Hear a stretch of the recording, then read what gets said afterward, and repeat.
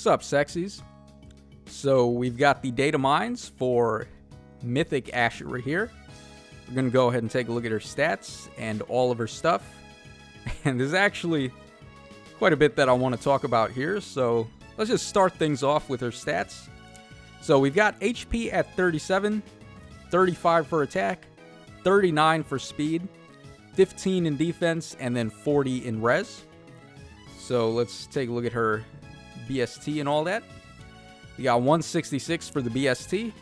Seems in line with a mage infantry type nowadays, but I don't know. I probably would have gave her a little bit more BST just to play up the hype of her actually being a god. And then in Super Boons, we have speed and defense, and Super Banes, we've got HP, attack, and res. Alright, so her res at 40, that makes sense. I was figuring her res would be her highest stat, and it is. But then we go over to speed. So she has 39 speed with a Super Boon in speed. Really? Like, Ashera of all units has a Super Boon in speed? So, technically, if you got the Super Boon in speed, it would end up being her highest stat. Even higher than res at that point. I don't know about that. I'm not sure if I would have built Ashera that way. And I know you guys know that already because that's what I said yesterday in the trailer video. So then we come to her defense at 15. It's like, these are not really the stats I would have expected Ashera to have. Essentially just like her kit. I didn't really expect her to be built the way that she was.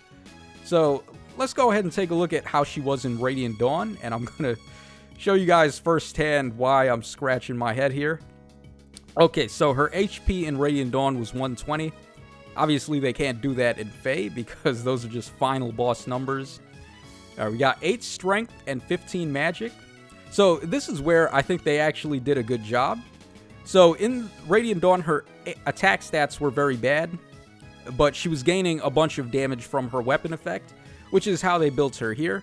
They gave her a Blade Tome effect based on allies within 2 stats, or allies within 2 spaces stat bonuses.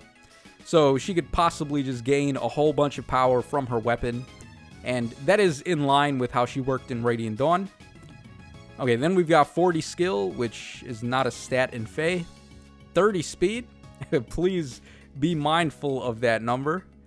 Okay, 40 luck. That's also not a stat in Fae. And then 35 defense. So you see what I'm saying here. Like, her defense was higher than her speed. And yet we have this. Like, what's going on here? Why they do this? And then she's got 50 res. So, okay, this part they got right. She has res as her highest base stat. So that makes sense.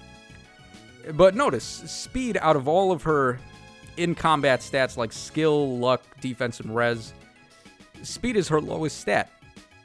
So, I don't know, man. Like, I get why they did it. Based on the way that they decided to build her, she's just like a glass cannon nuke type of mage unit. Which makes sense. They want her to be very fast and very powerful. Maybe even throw in a ton of res. So, essentially, she's just Guinevere, but Ashera. So, yeah, that part makes sense to me, but I don't know, man. I wouldn't have built her the way that they built her. Me, personally, I would have made her an armored unit and a colorless tome. So she would have had, like... I would have also been cheeky and gave her the highest BST in the game. So she would have probably had, like, 190 BST if it was on my decision. And then I would have made her, like, a tanky unit. I would have gave her tons of defense and res. I would have gave her Henriette's save skill. I would have gave her Null Sea Disrupt built into her perf, whatever passive that might have been, probably a B slot. I would have gave her Judge or Judgment, whatever you want to call it, as her special attack. I probably would have kept her other effects that they gave her, like her ability to negate panic effects and just turn your stats back into bonuses. She doesn't actually remove the panic status effect, but she does remove panic from turning your stats into penalties. So I would have kept that. It makes sense because she is the Order Goddess. And also, Yune inflicts debuffs, and for Ashera to be inflicting buffs or restoring buffs, I think that makes sense, and it's very thematic. And then for her weapon, I would have kept the Blade Tome effect that they gave her, because it is actually probably my favorite thing about the way they built her. But I don't know, man. Let me know in the comments section down below if you think they did a good job building Ashera as far as how she worked in Radiant Dawn, because that's where I think they kind of got lost in translation a little bit. But she is a very powerful unit, obviously. She might just be the best offensive mythic hero in the game, actually. Like, how crazy is that? Regan has Kanto, and I still think Ashera might be better than her. So, like, just wrap your head around that. She is very good.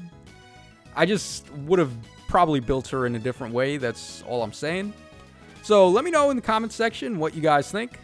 Do you think they did a good job building Ashera? And if you didn't play Radiant Dawn, do you really care? Probably not. You probably just like her attack animation, which is possibly the best attack animation in the game. And she is pretty good stat-wise. Like, just not counting her being Ashera, this is a good stat line. She has the super boon in speed, and she has a very good kit. So that's all for today's video. I am going to be summoning when the banner drops in just a couple of hours and a couple of minutes. So definitely be ready for that. But that's all for tonight. So this is your boy Tacho signing out. Take care, fellas, and I will catch y'all again on the flip side.